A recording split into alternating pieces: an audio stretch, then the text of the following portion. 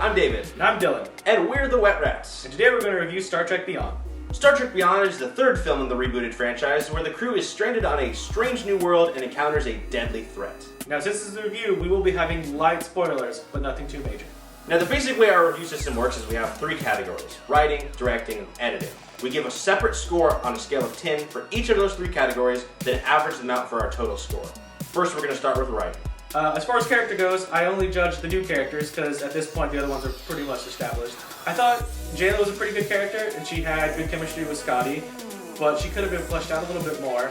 Krall's villain felt a little flat. You know, we never really got to spend a whole lot of time with Krall, and once we did, it kind of was a little bit too late. And as far as story goes, while it wasn't horrible, it didn't feel like anything we've never done before or seen before. You felt like they could have done a lot more with it. It seemed a little bit too safe.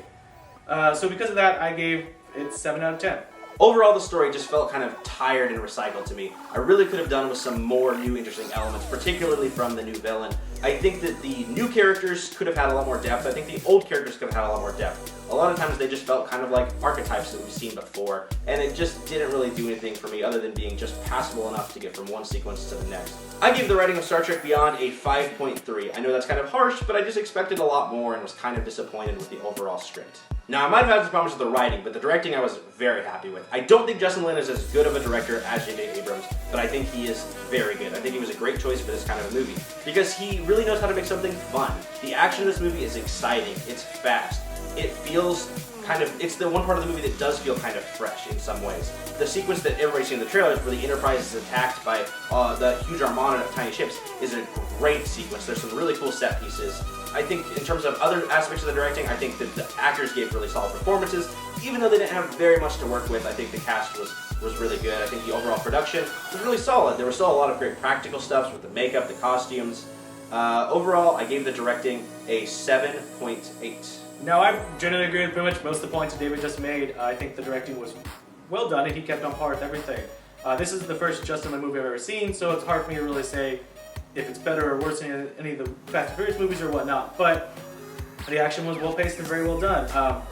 I think the only problem was sometimes I felt like, and again this could be story, I felt like they were trying to say, hey, this is the new Star Trek, but without really going all the way and being like, this is the new Star Trek. I felt like it was too much of a setup of what they're going to do in the future, rather than, Justin Lin saying, hey, I'm here now, I'm doing all this new stuff. So because of that, I gave it an 8 out of 10.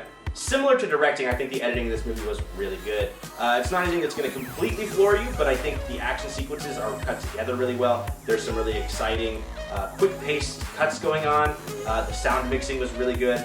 Most of the CGI was really good. There's a few moments where I was kind of like, what the heck is that? But for the most part, I thought that the CGI really held up, especially in the bigger Hollywood action sequences. I thought that everything held together well. No major complaints with editing other than at certain points the movie feels kind of bloated, particularly in the third act, but that could be more of a writing-directing problem. Overall, I gave the editing an 8.3. Like David said, I agree with most of the points. It's really hard to find too much wrong with the editing. It was very solid, especially for an action movie. They kept the pacing really, really well done. There's several sequences put together that, in the theater really got me excited and hyped, and, it was really fun. Yeah, it was just really tight editing, so I gave it an 8 out of 10. So overall, with my three scores averaged, Star Trek Beyond gets a 7.1. And with mine, it's a 7.7. So overall, our scores ended up being pretty similar. You were a little bit more favorable, but I think overall, we both really liked the movie. I walked out of the theater thinking I had a good, fun time. If you don't have anything else to see in the theater this week, go check out Star Trek Beyond. I think we both would really recommend it. Yeah. But if you miss it in theaters, that's fine. You can watch it when it comes to Redbox or whatever. You're not completely missing out. I think out of action movies in general, we can just do more. But I know out of Star Trek we can do more as well. And I just wish that this franchise was willing to take a little bit more risk and not just be the big Hollywood thing. But that being said, it's still a hell of a fun ride. So that's our opinion of Star Trek Beyond. What did you guys think? Let us know. I'd be curious to see what other people are saying about this movie. Thanks for watching, and be sure to join us in the future for other movie reviews, which we don't know what we're doing, but we'll do something later. Yeah. For now, then, we're gonna be warping out. Not warping because we're not warping. We're gonna be beaming out of here. So, energize. Beam me up, Scotty.